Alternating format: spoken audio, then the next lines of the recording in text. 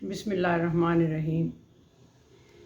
MA Urdu अदब साल अव्वल पर्चा अव्वल, जिसमें क्लासिकी शायरों के बारे में बात हो रही है। पहले हमने वलीद अकनी के मुतालिक हालात पेश किए, फिर मीर दर्द के सूफियाना और आशिकाना रवैयों को आपने मुलाहजा फरमाया। अब हम आतिश के बारे में कुछ ज़िक्र करने वाले हैं, जिसके मुतालिक मैंने MA के स्टूडेंट से कुछ बात करना थी। वो ये है कि जो हैदर अली आतिश है और मीर दर्द है, इसके मुतालिक जो सवालात गुज़श्ता पर्चाजात में आए हुए हैं, उनसे ही मिलता जुलता सिलेबस A लेवल उर्दू का है और उनके सिलेबस की वीडियोस भी अपलोड की जा चुकी हैं और उनमें से आप इस्तिफ़ादा कर सकते हैं। ज़ाहिर है इन क्लासिकी शायरों और अदीबों की हिस्ट्री एक है, उनकी शायरी पर तबसरा और तनकीद में कोई तब्दीली नहीं, इसलिए उर्दू का हर तालिब इल्म इनसे इस्तिफ़ादा कर सकता है। वो इसलिए कि आतिश के इब्तदाई हालात जब दबिस्तान दिल्ली का हिस्सा हैं, जिनमें शायरी का इब्तदाई रुझान है। फिर वो लखनऊ चले आए और वहाँ का माहौल ऐशो निशात से मुतासिर होने के बावजूद शायरी का रुझान उनका देलवी तहजीब का ही हिस्सा लगता है। फिर तमाम जो स्टूडियोज़ हैं उनमें आप उनके इब्तदाई हालात सुन सकते हैं, जिसके बाद फिर जो नेक्स्ट वीडियो मैं अब बताऊंगी उसका जो ज़िक्र होगा तो आप समझ जाएंगे कि उसका लिंक इसके साथ क्या है। ये आप लोगों ने याद रखना है। और A लेवल के सिलेबस में ख्वाजा हैदर अली आतिश के मुतालिक जो उनका क्वेश्चन है, जो नोट अपलोड किया गया है, उसका आपके इस सिलेबस से भी ताल्लुक़ है।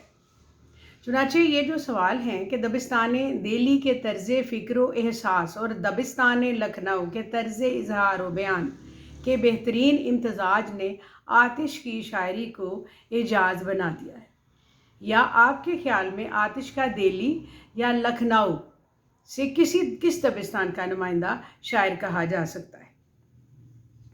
सबसे पहले हम देखेंगे कि दबिस्तान लखनऊ और दिल्ली हैं क्या। लखनऊ महज एक जुग्राफियाई वहदत का नाम नहीं है, वो हमारी तहजीब की तारीख़ में इसकी हैसियत एक अहम और वसीउल अलूम इस्तिलाह और अलामत की है।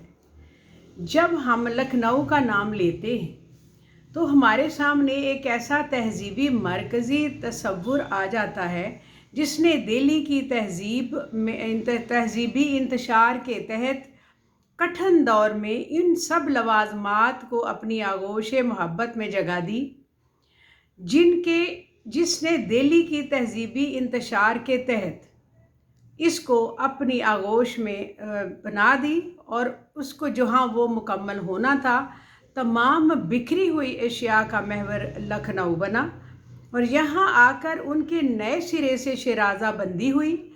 अलबत्ता तहजीब के इस नए मरकज़ में तहजीबी अनासर ने जिस अंदाज में नशो नमा पाई, वो अपनी ख़ासियत के लिहाज से नुमायाँ है।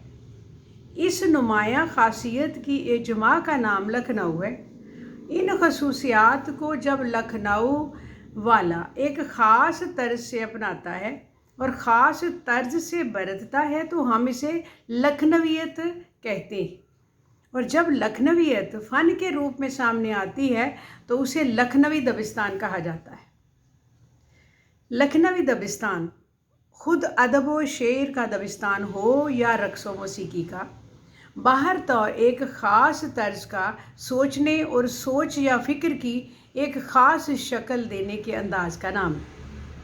इसलिए जब हम महज लखनवी दबिस्तान या दबिस्तान लखनऊ कहने की बजाय लखनऊ का दबिस्तान शायरी कहते हैं तो इस शायरी का जो तसव्वुर है वो हमारे सामने आता है, जिसके नुमाइंदा नासिक, बर्क, बहर, असीर, रश्क और कल्क, अमानत और जलाल वगैरह शायर हैं, और जिनकी शायरी इस दबिस्तान की मुख्तलिफ़ खसूसियात और मुतादिद गूनागूं पहलुओं की मज़हर है।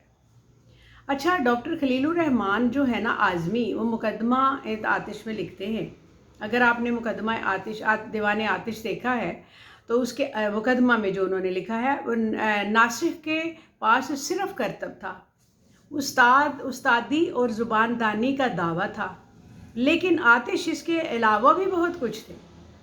وہ وجدان اور احساس جمال کے مالک تھے اور ان کے حواس خمسہ پورے طور پر بیدار تھے۔ زندگی کی گوناگون تجربات سے متاثر ہونا اور انہیں ہضم کر کے اپنی تخلیقات میں آب و رنگ بنا کر انہیں پیش کرنا، اس لیے جب بھی ان کے اندر شاعر بیدار ہوتا تھا اور جذبہ تخلیق ان کا ساتھ دیتا تھا تو وہ حقیقی شاعری کا دامن نہیں چھوڑتے تھے۔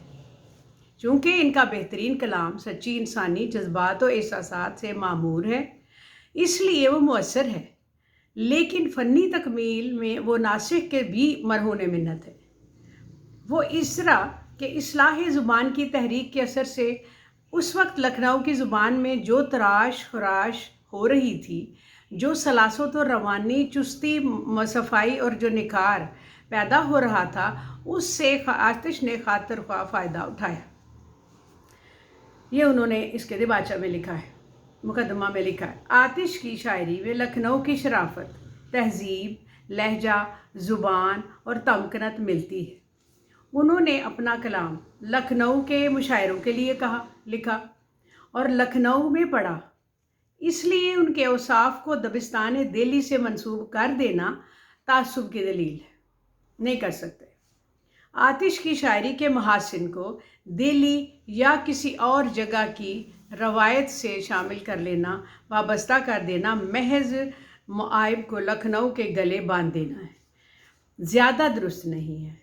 لیکن دونوں طرح کے کلام پر لکھنؤ کی چھاپ ہے۔ ان کے ہاں جو زائد عنصر ہے اس پر لکھنؤ کی جو روایات ہیں ان کا اثر پڑا ہوا ہے، جس کے اثر سے قافیہ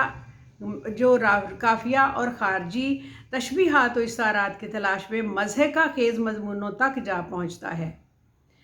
چنانچہ ناصح کے اثر سے انہوں نے متاثر ہو کر انہوں نے لمبی نظمیں بھی لکھی، جو کہ بعض اوقات 2 غزلیں اور 6 غزلیں بھی لکھنا پڑے۔ استادی اور کمال فن سمجھا جاتا تھا اس وقت، اس لیے آتش کو اپنے حریف سے ٹکر لینے کے لیے ہر حربہ استعمال کرنا پڑا۔ لیکن یہ بات بھی تسلیم کرنی پڑی کہ آتش نے سنگلاخ زمینوں کو بھی اپنی خدا داد تخلیقی قوتوں کی مدد سے پانی کر کے رکھ دیا، اور ایک جگہ خود کہا، جوش زمین شیر ہو ہر چند سنگلاخ، لغزش آشنا نہیں اہل سخن کے پاؤں۔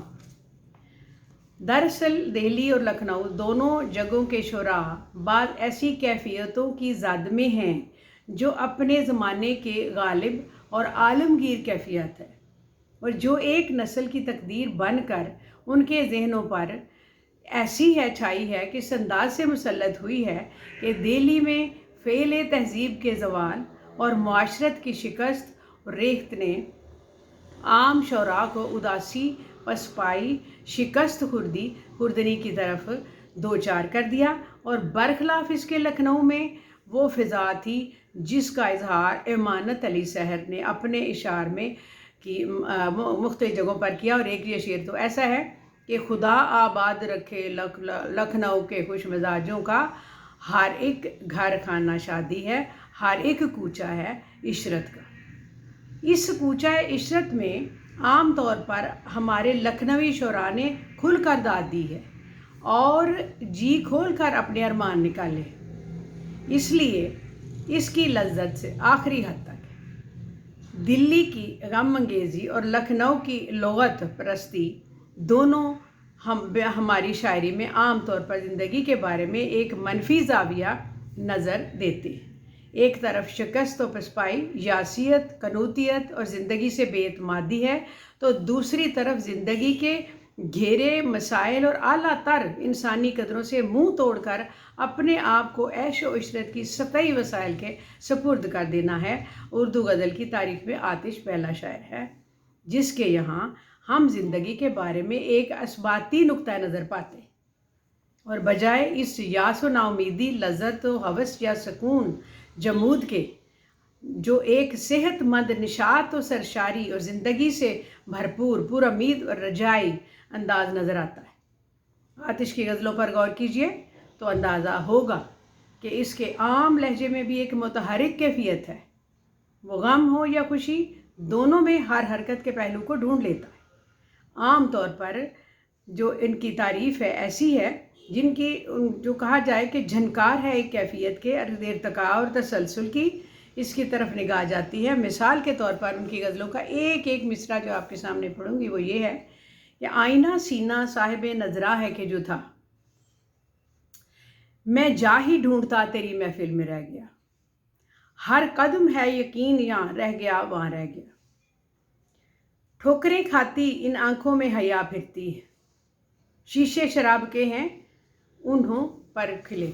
अब इस तरह की उनकी जो आगाज़ जब मैंने शुरू किया उसकी इंतहा कुछ इन इशार के जो एक एक मिसरे पर कि उनका जो काफ़िया और रदीफ़ आपने देखा कि उन्होंने लखनवी अंदाज में भी अगर शायरी की तो उसमें उनका दबस्तान जो मिजाज दिल्ली के दबस्तान का मिजाज उसमें पाया जाता है। और इसको आप सुने और इसको फिर मुझे अपने कमेंट्स में बताएं कि आपने इससे क्या हासिल किया और किस तरह से आपको ये अच्छा लगा। बहरहाल आप इसमें फ़ायदा उठा सकते हैं और लिंक कीजिए, शेयर कीजिए, सब्सक्राइब कीजिए। शुक्रिया। अस्सलाम वालेकुम।